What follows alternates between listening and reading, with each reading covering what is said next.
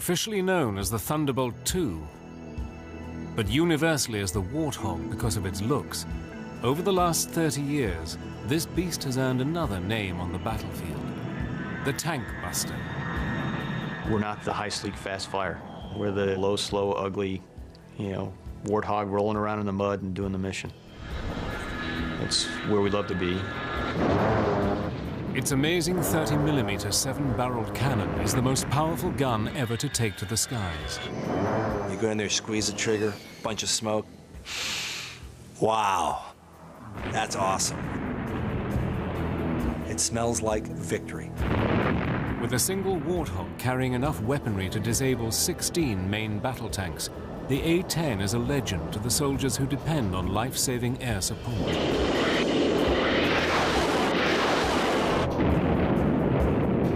You can talk to troops on the ground, and they love hearing that sound. It's the sound of freedom for them. Using extraordinary archive film and color reenactments, Battle Stations takes you into combat with one of the deadliest aircraft in the U.S. arsenal, the A-10 Tankbuster.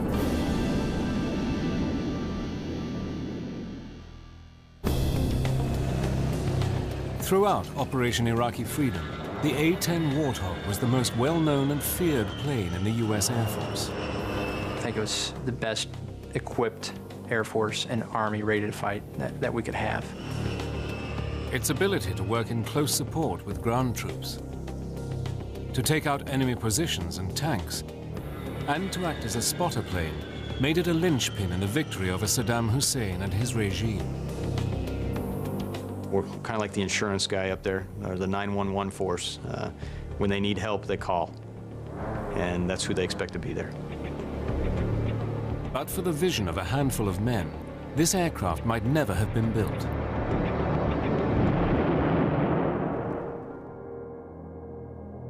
In the First World War, aircraft were used as a way of supporting the troops on the ground. Whatever resistance they came up against, the planes were called in to either bomb or strafe the enemy. Close support in cases of mobile warfare, of moving fronts, of fast-moving combat, whether it was retreat or advance, close support was overwhelmingly important.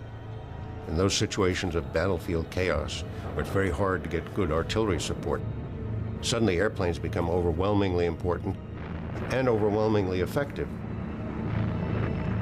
During the Second World War, such fighter bombers as the Typhoon, the Tempest, the Mustang, and the Thunderbolt I were used in close air support roles to good effect. But one single aircraft was feared as the ultimate close air support machine. The German Junkers 87 dive bomber, nicknamed the Stuka and fitted with a screaming siren, demonstrated the most effective use of close air support ever seen.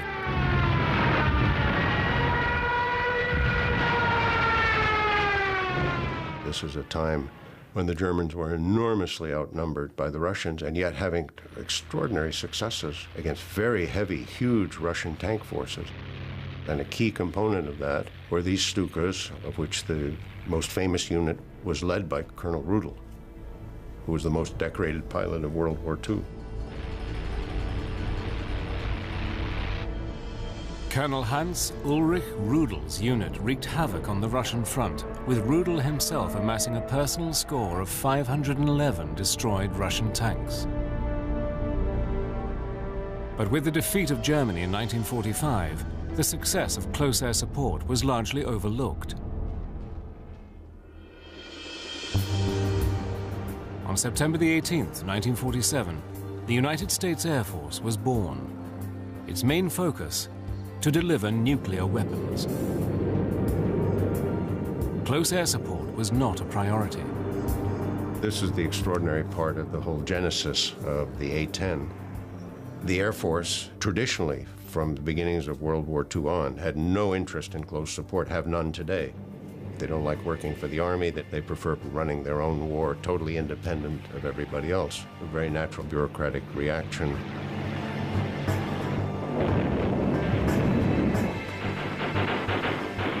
During the Vietnam War, the Air Force had to rely on aircraft such as the A-1 Skyraider to protect its ground forces.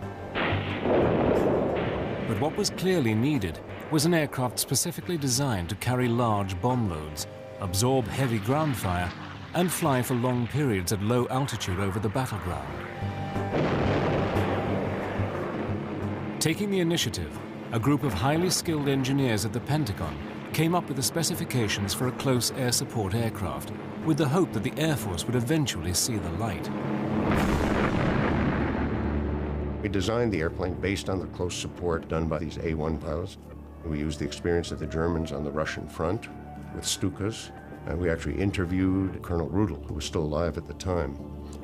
We used his experience very heavily in the design of the airplane, and we tried to shape an airplane that was directly useful in specifically support of Army troops in the field.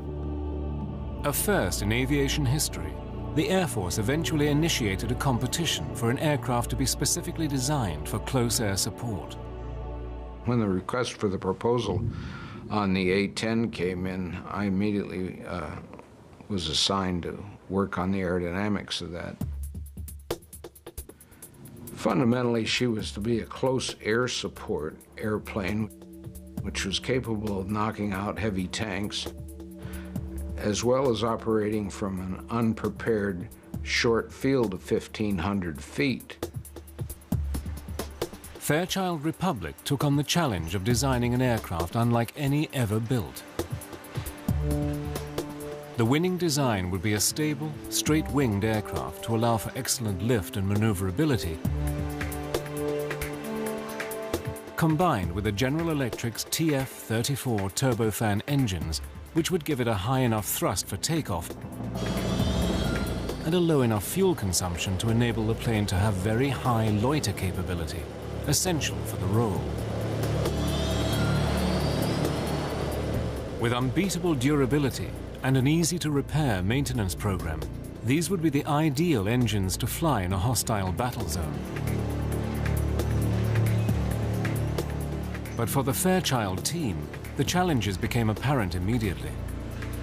The typical way to build a jet airplane, and the reason that all jet fighters are impossible to use in this close support mission, because they all have fuel wrapped around the engine. Once you have fuel wrapped around an engine, a .22 rifle will kill you. One of our very first design rules was the fuel had to be someplace other than the engine. Not only was the fuel safely stored in the fuselage, away from the engines, the fuel tanks also had unique inbuilt fire suppression capabilities.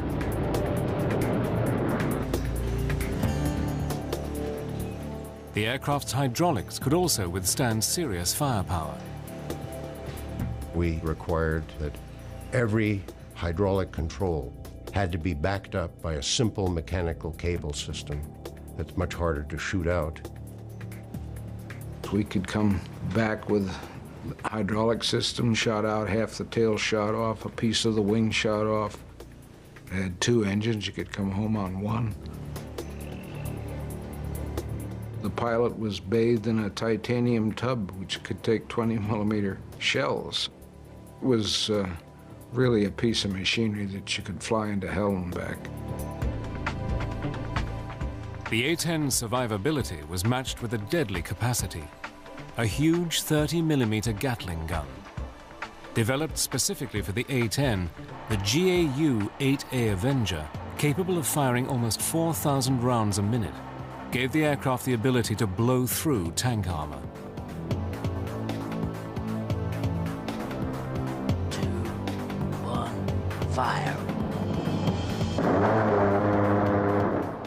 She was designed primarily with that Gatling gun in the nose, and it was built to destroy anything that was considered an armored weapon on the ground. But she was built around the gun, and the gun was a given from day one. Fairchild Republic won the competition to build the first aircraft in U.S. aviation history specifically designed for close air support. But before the Air Force would give the go-ahead, they wanted hard evidence that the aircraft and the gun could perform outstandingly together. The need would spark a series of simulation tests, unlike any ever produced. Little would its designers realize, these tests would change the face of aviation history.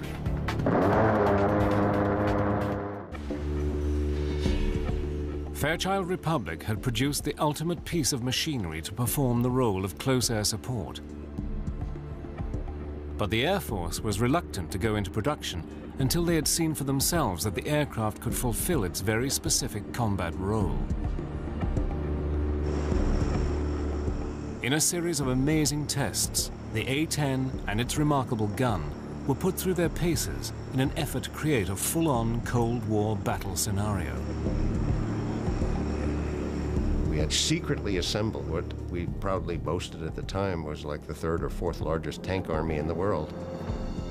Over 300 Soviet tanks from all over the world, off junk heaps and whatever, out in the desert outside Las Vegas. So we ran a program with A-10s, with a gun installed, and with the current ammunition as it was going into production. She had a very strange sound to those engines, very characteristic, and to this day, every time I hear it, I look up, because I know it's my bird. We knew what she'd do, and she didn't disappoint us.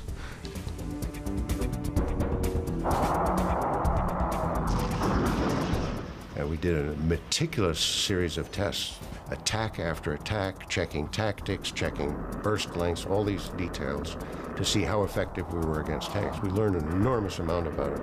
The most important thing we learned was that this weapon had unprecedented effectiveness.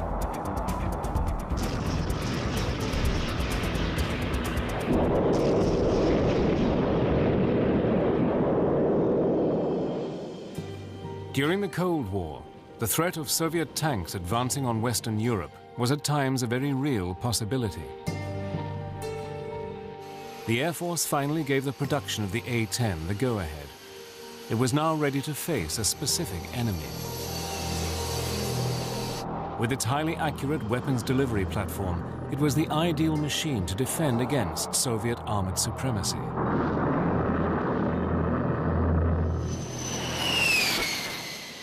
The first A-10 arrived at Davis-Monthan Air Force Base, Arizona, in October 1975.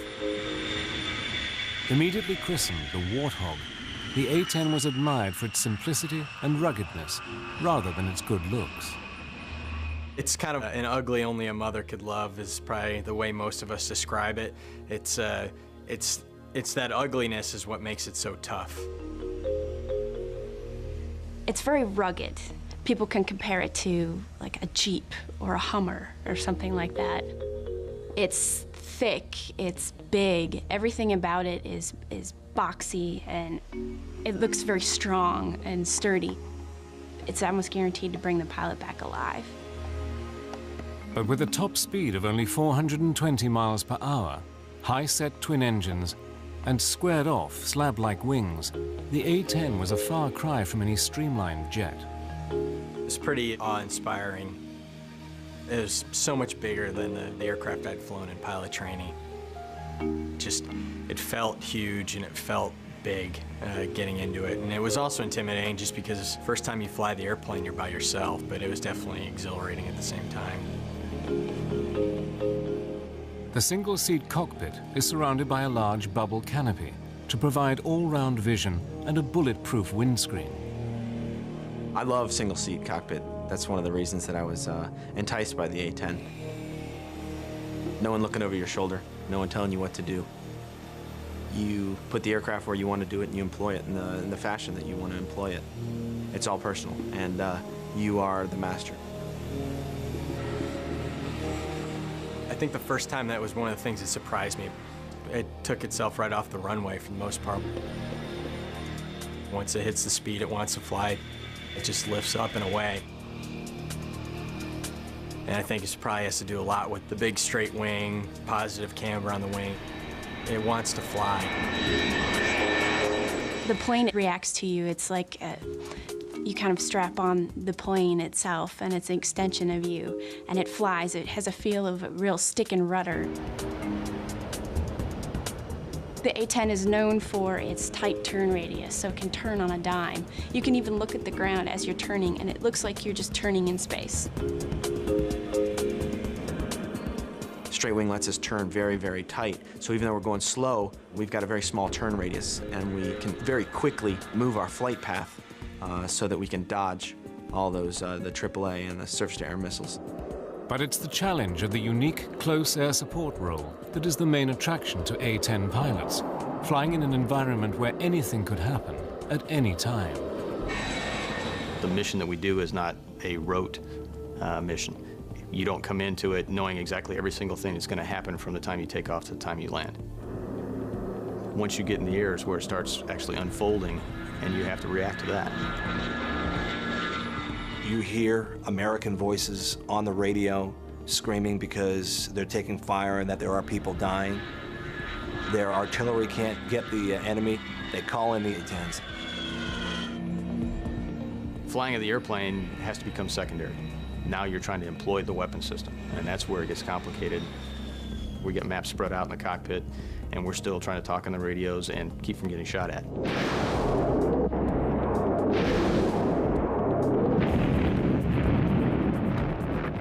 You know, we consider ourselves the last gunfighter that's really out there, because when you go into battle and it's a close-in cast fight, the #1 weapon of choice of an A-10 pilot is going to be their gun.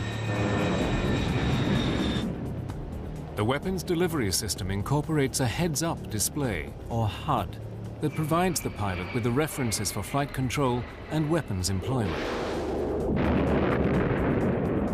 It's incredibly accurate for a gun system, and probably one of the most flexible weapon systems in the world.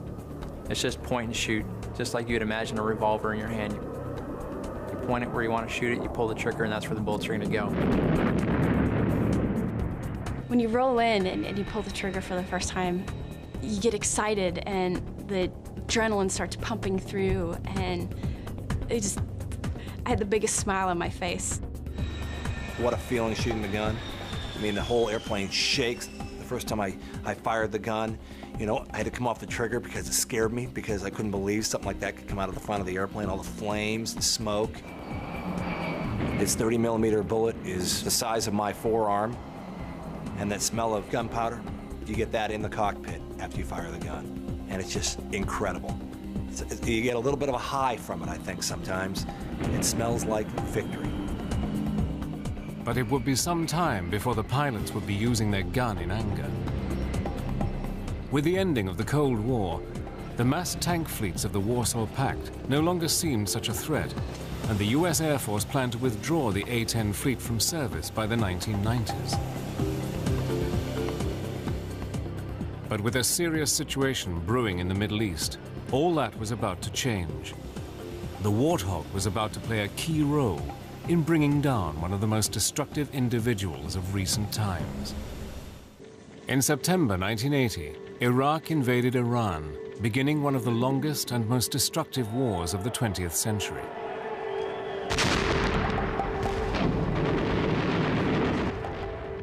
After 8 years, the basic issues dividing the countries remained unresolved. In an effort to contain the Ayatollah Khomeini and the spread of Islamic fundamentalism, the West backed Iraq. Saddam Hussein, the Iraqi dictator, began to build up a formidable war machine, bolstered by the Soviets and the West,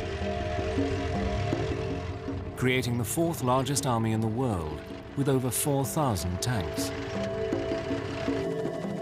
On August 2nd, 1990, Iraq invaded Kuwait.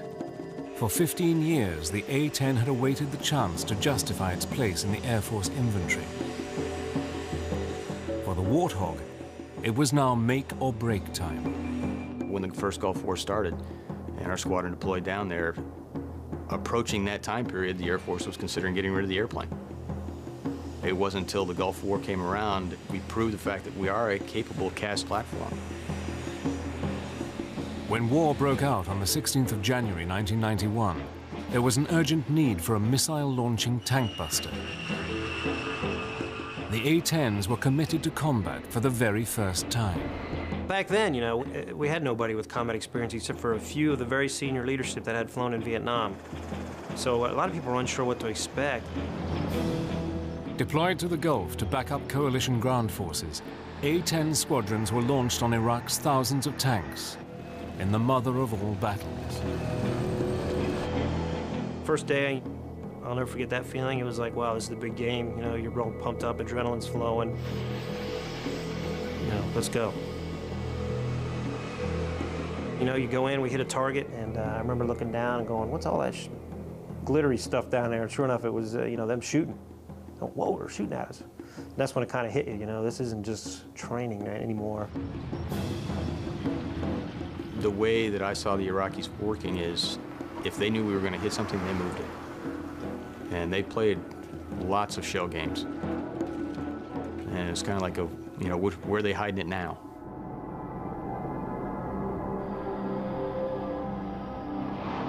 By February, the coalition air forces appeared to be dominating the skies, and the A-10 was seemingly invincible. And we're feeling pretty confident. You know, if you survive your first 10 combat missions, your chances of surviving the war go up significantly. Major Rob Sweet was on his 30th mission for Desert Storm. On the 15th of February, he was the wingman in a 2-ship mission launched deep into Iraqi airspace. It was a little far into Bag Island for an A-10. It was about 100 miles past the border where good guys were. And my flight lead, who was obviously a lot more experienced and wiser than I was a little concerned about the mission.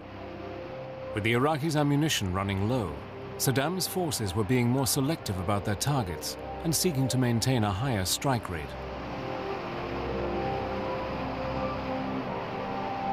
So we said, all right, well, we won't hang out as much, and the target will take 2-3 passes, and then we'll leave, go somewhere else. It was a formation of tanks in a circle about 3 miles in diameter, no craters anywhere, and we were kind of aware that maybe these were plywood dummy targets. Sweet's flight leader rolled in to take a closer look at the target, and then cleared his wingman in.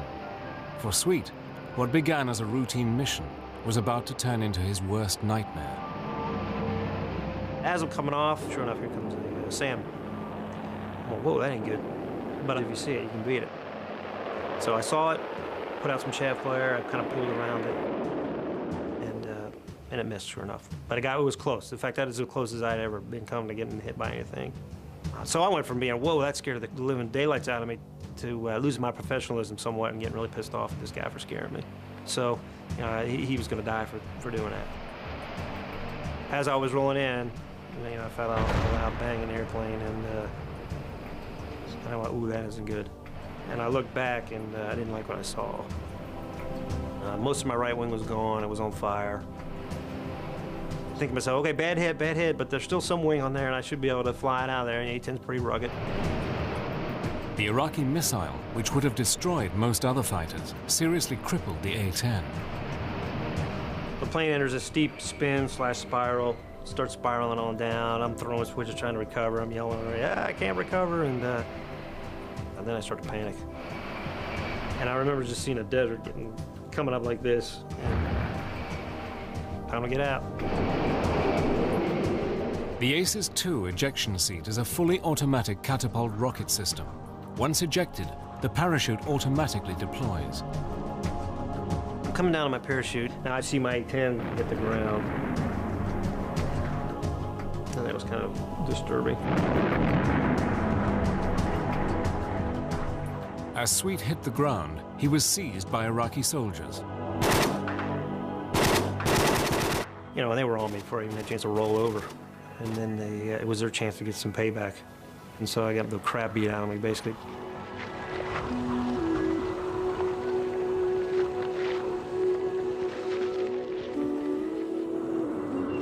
Taken away to a command bunker, he was interrogated. I thought I was going to get shot at any moment, you know. It took me about 3 days to figure out, hey, they weren't going to just arbitrarily execute me. It was worth something to them, propaganda or intelligence or something. In March, Major Rob Sweet was eventually released as part of the prisoner release program. This is when I found out what happened to my flight lead. After I had been shot down, my flight lead had been shot down. And it turns out he never got out. Lucky to be alive, he he spent 4 months recovering from his ordeal. If I would have been flying any other fighter when I was hit by the SAM, and it was a bad hit, I'd be dead right now. But despite this, the aircraft proved more versatile and better able to survive over enemy territory than anyone had expected. During the 40-day conflict, the A-10 force destroyed 987 tanks, 926 artillery pieces, 1,355 combat vehicles, 10 fighters on the ground, and 2 helicopters shot in air-to-air engagements. The Air Force's ugly duckling earned a new nickname, the Tankbuster. The result confounded all those who had questioned the need for a dedicated ground support aircraft. Flying a staggering 8,500 sorties, A-10s were responsible for more than half of Iraq's losses of military equipment in Operation Desert Storm.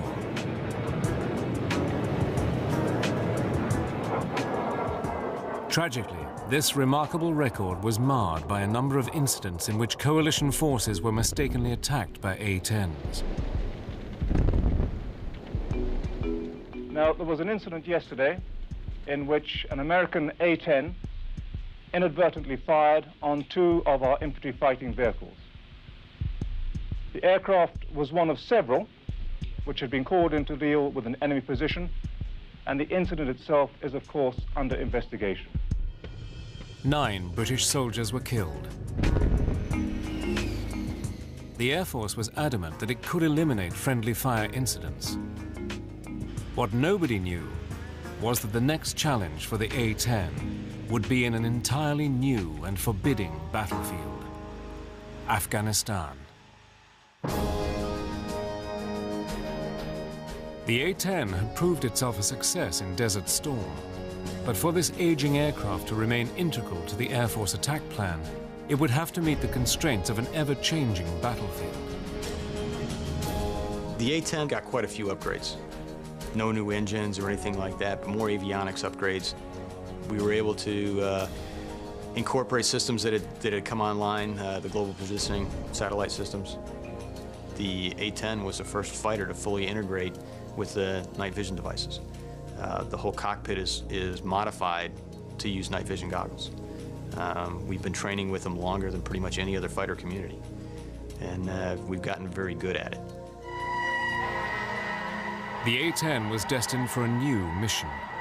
On September the 11th, the war against terrorism began. Our response involves far more than instant retaliation and isolated strikes. Americans should not expect one battle, but a lengthy campaign, unlike any other we have ever seen. The Warthog strengthened Operation Enduring Freedom by spearheading urgently needed around-the-clock cover for ground troops in Afghanistan. For the crews of the A-10s, it was like nothing they had ever seen. We arrived in Bagram, reported to my commander, and I said, "Boss, this has got to be the scariest place on earth." You really felt like you were in the middle of a combat zone, and we were. The A-10 was the ideal aircraft for the Afghanistan battlefield. The jet is versatile enough to navigate mountainous peaks and deep valleys, while also patrolling and pinpoint attacking its targets. It wasn't bad flying over the mountainous terrain. The bad part was if I ever had to get out of the airplane, there's a lot of snow down there. That's not a good place to be. Going from a nice warm cockpit down into the snow is not an idea that I want to have to fulfill. The airplane, higher altitudes than what we normally would fly, just because of the heights of the mountains over there. We were able to go places that the other fixed-wing assets may or may not have been able to get in very well. And we definitely went places that the helicopters couldn't get in.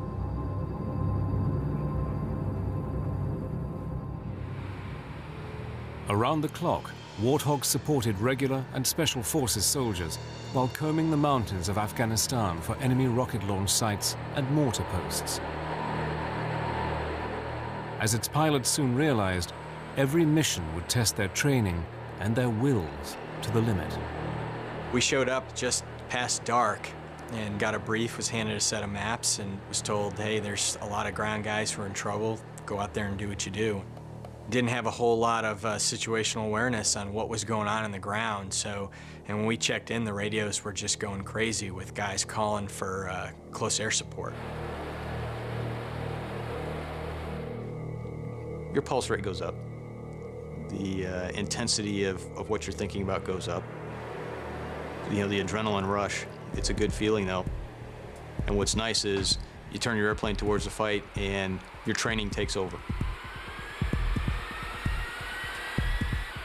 So first thing we're looking for is what's the overall situation on the ground and get a big picture view, and then move into the area. And once we get into the area, have a pretty good idea of where everybody should be. Now we'll move from the big picture to the much smaller concentrated area. And one of the first things I'm going to try to do is look down and try to find where the friendly position is. And if I can't identify him exactly, I want to at least narrow down something that I can use as a line in the sand and say, okay, we can't drop past here because that's where our guys are. On entering the battle zone, one of the A-10 pilot's main responsibilities is to avoid friendly fire incidents at all costs. What we mainly have to help us avoid fratricide is our radios and our eyes. Very low tech, but I think that's what makes us more efficient. Yes, we have a global positioning system that helps us figure out where we are. And we have night vision goggles that find out what's down there. But when it comes time to find out where the target is, yeah, we got to use old-fashioned Mark I eyeballs and our hands to think about where that is, because without that, we couldn't do our mission.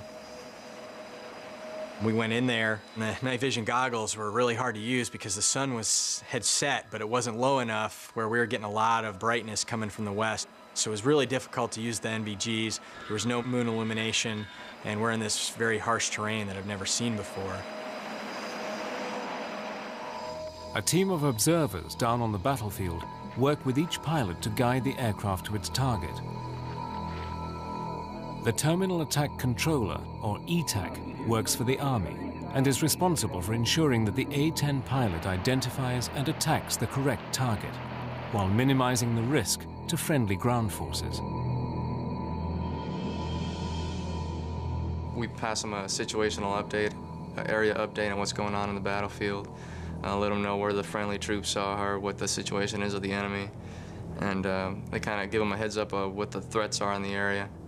We'll pass them all that information, they'll copy it down, they work their little magic in the cockpit. The A-10 is linked to the ground commanders by an Army radio network, which distributes data throughout the battlefield. He said, hey, here's where we are, and I need you to put some ordnance down 700 meters from us, which, that was eye-opening. And so we took that distance and rolled in and put a couple of 500-pound bombs down, and it immediately quieted the target area. It's kind of like a large dragon breathing fire. That's what I could see, it sounds really loud. Like a dinosaur, really, raining lead from the sky. Like guardian angels, the A-10s continue to fly over Afghanistan, protecting their friends on the ground until the war against terrorism ends. But an old enemy was waiting in the wings.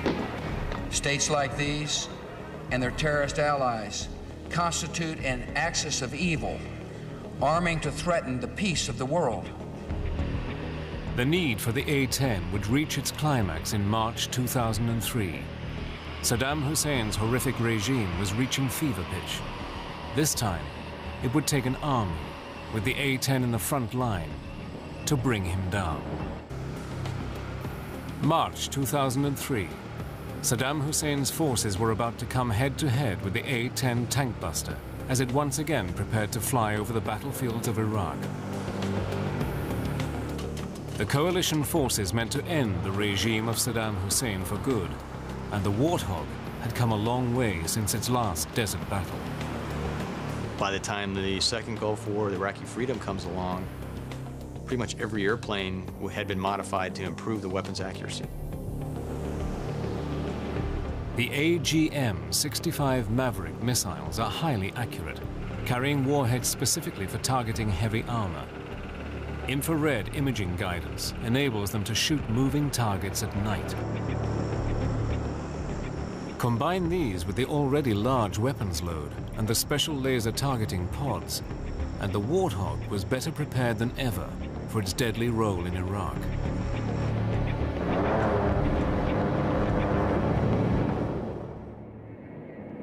Flying from the Sea's Talil air base in southern Iraq, A-10s flew numerous sorties as coalition forces launched one of the greatest military offensives since the Second World War.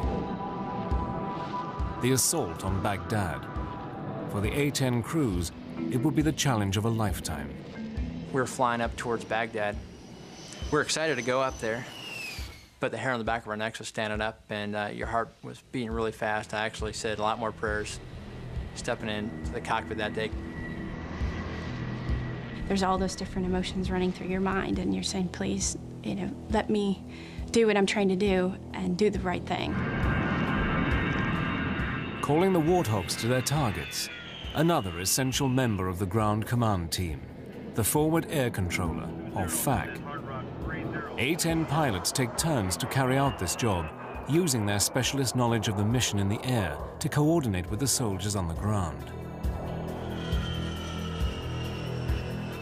We go to a battalion, and we speak Air Force to the Army. We make sure the no fratricide occurs. Air Force doesn't shoot the Army, Army doesn't shoot the Air Force. Keep them deconflicted, but then secondary to that is make sure that those A-10s affect the battlefield for the Army. Everyone's talking, just trying to get permission to actually execute the attack. And those sound like simple questions, and this sounds like, pick up the phone, ask, but when you're asking one airplane who's relaying to another guy who's probably, 400 or 500 miles away, sitting in a room somewhere, it takes time. And, oh, by the way, every aggressive fighter pilot in Iraq at this point is making the same phone call, trying to get permission.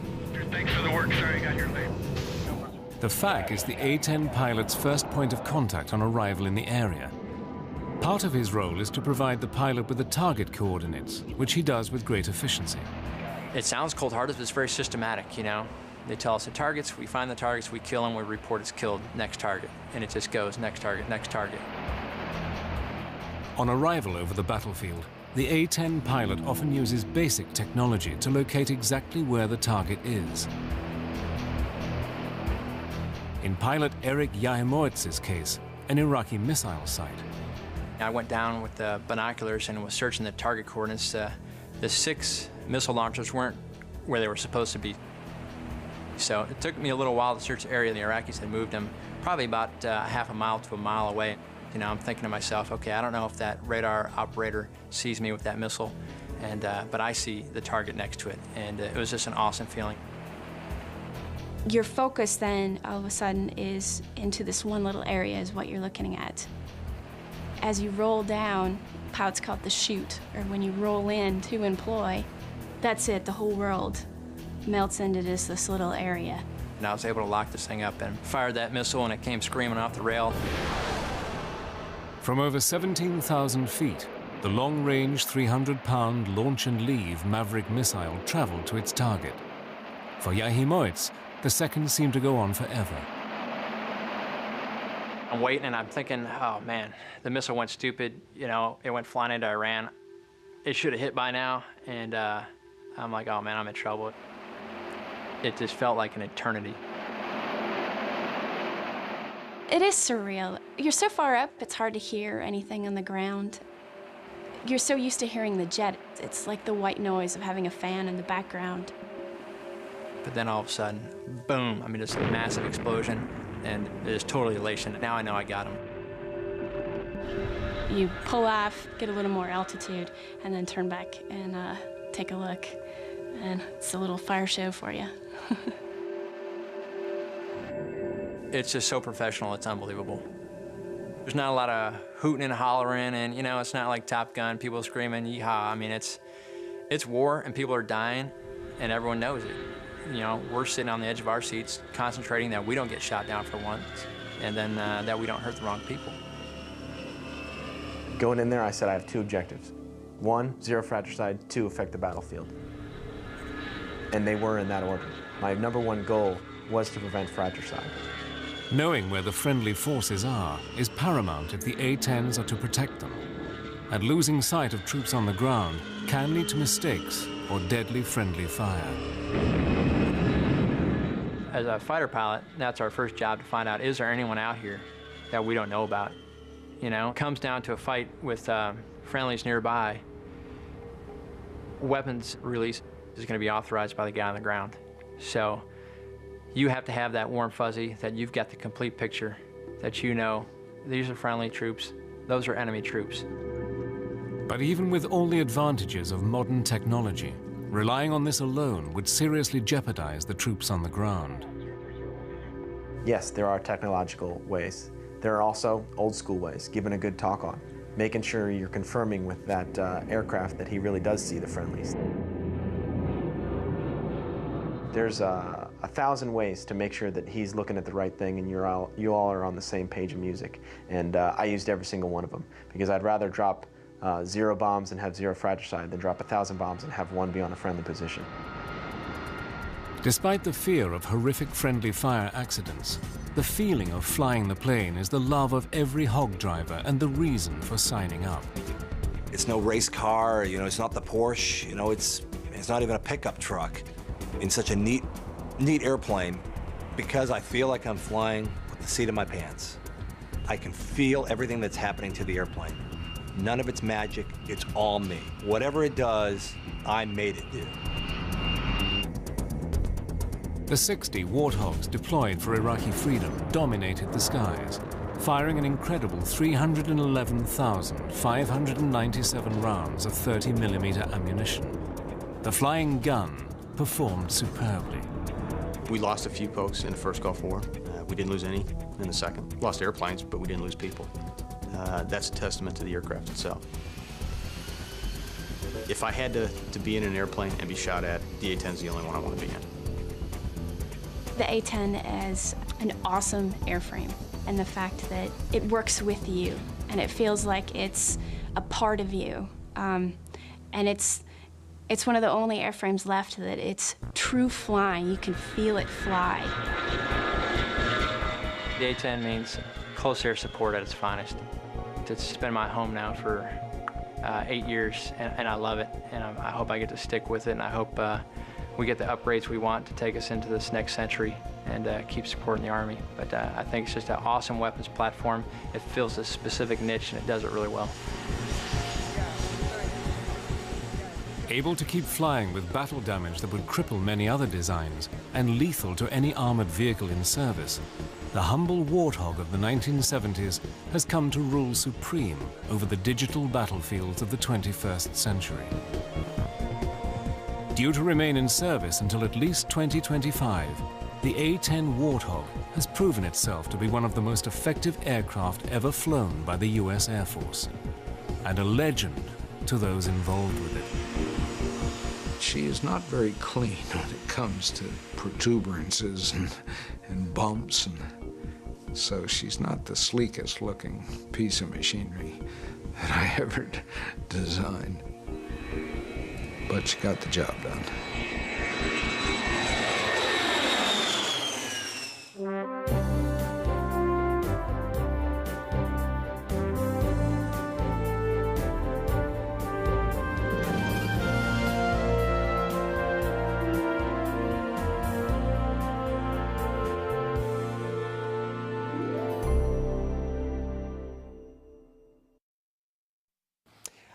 Well, I went to the Air Force Academy, and I became interested in that when a friend of mine in high school's older sister went, and that's how I found out about it. Sounded interesting, free education. I knew I wanted to get out of my hometown, at least for a while. Not that anything against my hometown. It's a wonderful place. West Virginia, it's not very exciting, though.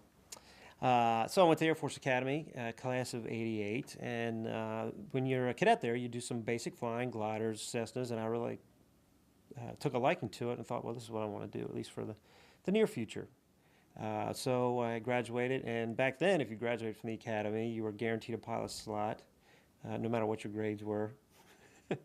And so I got a pilot's, unlike ROTC where you had to be pretty, kind of 4.0 student to get a pilot's license. So I went to pilot training out of there, and in 1988 to Columbus Air Force Base, Mississippi, and I was pilot training class 8912.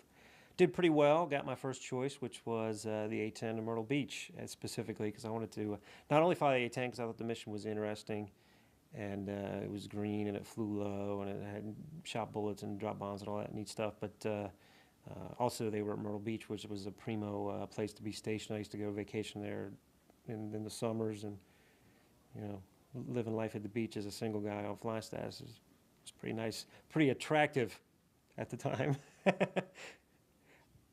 That was mostly our focus at the time. Well, a couple weeks later, just out of nowhere, to us anyway, Saddam Hussein decides he wants Kuwait and he takes it. We get recalled, and initially my commander told me I wasn't going. I was the youngest guy in the squadron, and we were overmanned back then. And of course I wanted to go. Who wants to be left behind, especially for a young guy? I don't want to be left behind. I want to go. Don't want to be left out of fights. But I ended up going. Some guy had one of the guys' wife was about due, so he stayed home with her and for a little while. Well, you bet, because a lot of us were angry. I was angry. We're stuck over here for 6 months because of you, so let me at them, quite frankly. Anyways, I was a young guy again. I had we felt like it was being empowered to us to get us out of there and get home, as opposed to some diplomat somewhere. Now it's our turn to get us out of here. Plus, we wanted to liberate Kuwait. They obviously took that and belonged to them. They were being mean, and you're not supposed to have this is the end of the 20th century. You're not supposed to have dictators anymore, right? Okay, yes. When I saw the SAM, it was a nice white smoke trail following it. You couldn't miss it really, with a little plume where it had launched out of a revetment. You could see the rocket motor, and it wasn't moving in my canopy laterally. Two-dimensional picture is just getting bigger. It ain't moving left or right, which means it's on a collision course. So what you want to do is get it to move left or right, preferably aft, so it'll miss behind you. You want to see some what they call line of sight, relative motion. So I made that happen, and sure enough, at the last minute, it went real line of sight, real far to the back, and missed behind me. So I went from being, whoa, that scared the living daylights out of me, to losing my professionalism somewhat and getting really pissed off at this guy for scaring me. And so he was going to die for doing that, because where that SAM launch came from, there was no mistaking where it had come from. My flight lead rolls in. He puts some 30 millimeter down on it. No secondaries. That means nothing blows up, so we weren't sure if we hit it. I'm about ready to roll in. Now we should have left at this point because we're almost out of gas. In fact, we would have left if I hadn't got launched on by the SAM. But we made guys pay for shooting at us. If you're going to shoot at us, you're going to pay. And as I was rolling in, I felt a loud bang in the airplane and kind of a pop. And I went, ooh, that isn't good. And I had been rolling in, so I had some bank in, and it rolled me wings level. And I looked back, and I didn't like what I saw. I had been hit by a SAM launch, because about the time I'd been hit was when my flight lead called out the SAM launch. Most of my right wing was gone. It was on fire. And I went, oh, whoa, this ain't good. And I immediately, you get the lump in your throat, and you start flying through your switches, and you kind of get into a little temporal distortion here because everything's going so fast. The adrenaline pumps, it starts going up like that. I came inside, looked at some gauges, looked at some lights. There's a lot of caution lights, a lot of gauges flying around. I immediately call out to my flight that I'm hit, and I try and point to the nearest good guy land. Let's get the good guy land, get out of bad guy land. And from the time I got hit to the time I went out of control was about 10 seconds. And I got hit pretty high up, a couple miles up.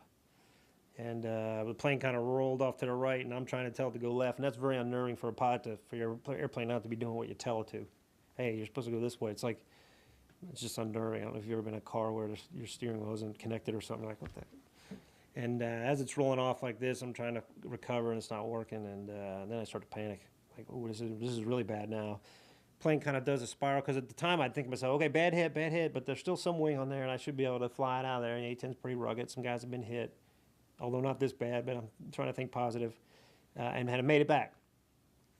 The plane enters a steep spin/spiral, starts spiraling on down. I'm throwing switches trying to recover. I'm yelling already, I can't recover. And I kind of just stopped for a second. I realized this. I said, and I realized at this point I was defeated. It's almost like getting defeated in a contest. And I remember just seeing a desert coming up like this, and as I'm going through about 6,000 feet, I see it, and I'm going straight down. I see it on the HUD, 6,000 feet, and I went, well, time to get out. And at the time, there was some debate amongst the older guys. I ain't getting out because they'll capture me and torture me to death anyway. I'm just going to ride it in. And, you know, I was like, well, geez, I don't know. Or, you know, I'm going to save one bullet for myself, all that kind of stuff. Because, you know, the Iraqis are brutal, vicious people. The act they were doing, we all know what they did to the Kuwaiti people. And, but, hey, you know, if I don't punch out, I know I'm dead. So at least it might not be a good chance, but it's the only chance you got. So I went ahead and ejected. Well, I'm coming down on my parachute, and I'm not liking my options because it's not looking good. But I'm trying to be optimistic, and directly beneath me is not, there's no bad guys. It's just in the desert, and the formation we have been attacking is a couple miles to the south. Now, I do see my A-10 with a big, huge white smoke trail below me hit the ground, and that was kind of disturbing. But as I'm coming down, I'm thinking to myself, okay, well, I'm going to hit the ground here. You know, in the desert, you can see somebody standing up miles away. So I was going to lay down or bury myself in the ground, wait till nightfall, and then hopefully get picked up and rescued. So that's my game plan. Got to have a plan, even if it isn't a good one. Anyway, so but what I neglect to remember at the time was, because I've since gone to jump school, but I didn't have my jump wings at that time, was there was about a 40-knot wind out of the north. So I keep going over to these guys, where these guys are. And I'm trying to turn the thing, and a parachute will move about 5 to 7 knots. But when you got 40 knots pushing you one way, that's insignificant. So I keep driving over to these tanks. Oh, God, why do I keep going over there?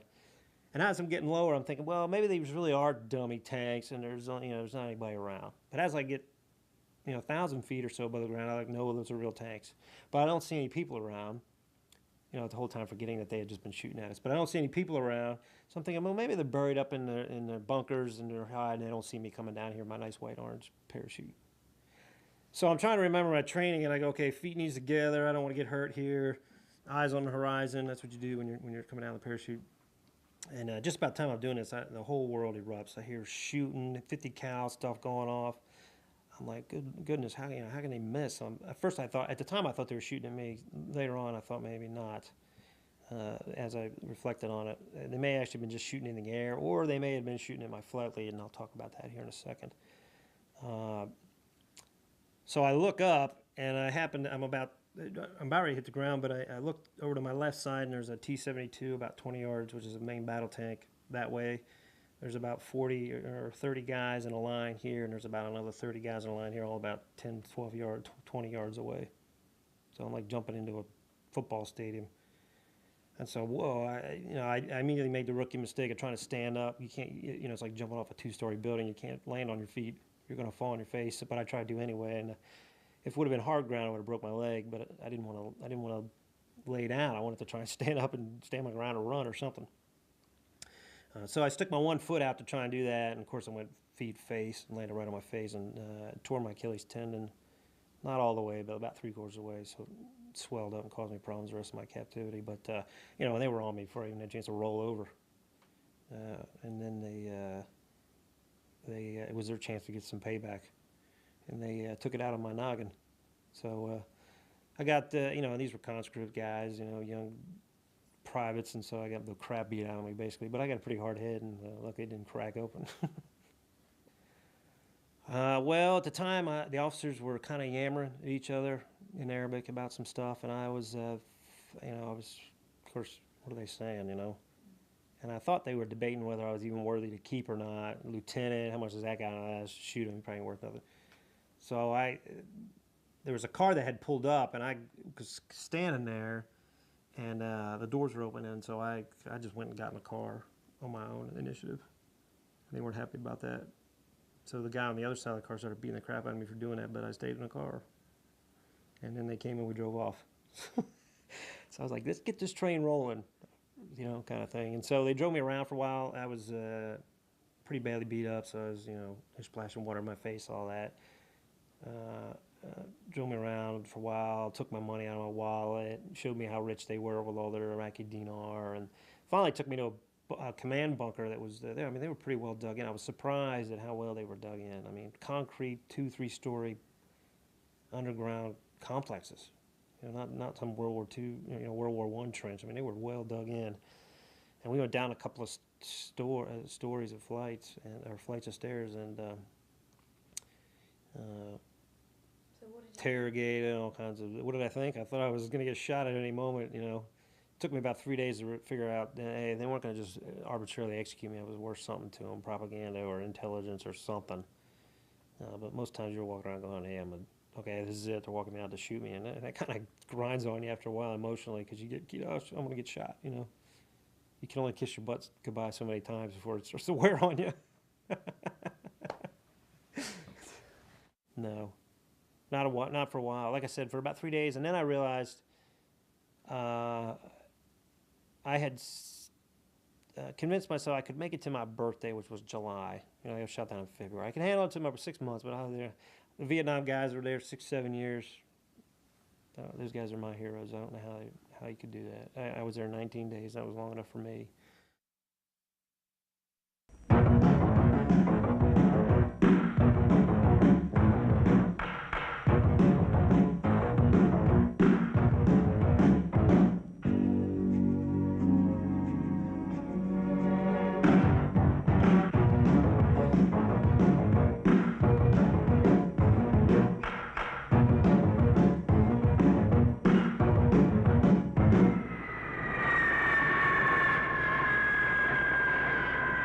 The A-10 school we have here is the only active duty training unit of its kind in the Air Force. Good afternoon, gentlemen. Welcome to Davis-Monthan Air Force Base. I'm Captain John Boyd, and I'll be one of your instructors. Over the next 4 months while you're here, we'll teach you how to fly and fight in the A-10, which is the first aircraft specifically designed for close air support of Army operations. We'll cover such subjects as aircraft systems, weapons effectiveness, and tactics we can employ in the A-10. Okay, Brian, let's set up for the target run. Gas is 8/12, engines look good. Unlike an RTU or a training unit for any of the other fighter aircraft, the A-10 community is a little different. The A-10 does not have a two-seat capability. He'll have about 6 to 8 hours of simulator time.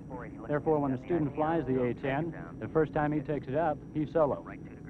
So our role as an instructor becomes a little bit more complex sometimes, because we're placed in the position of trying to evaluate his performance while flying a totally separate aircraft.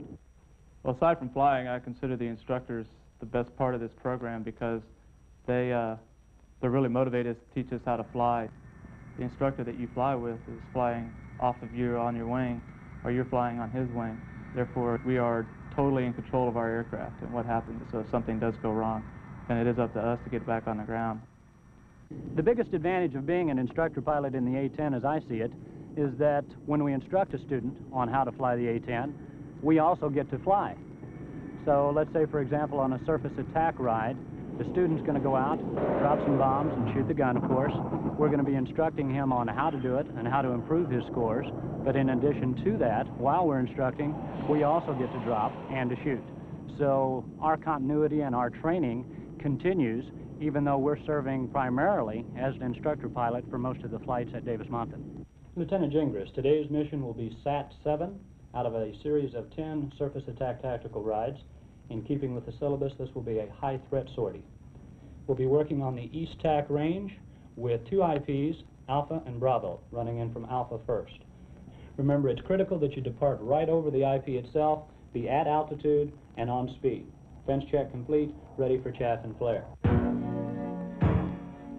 You're actually going to be leading the departure from the IP today while I'll be in chase.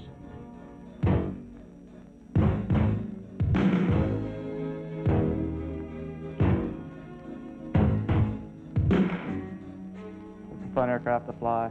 It's a great mission. You get to drop bombs and actually put ordnance on a target every day that we fly.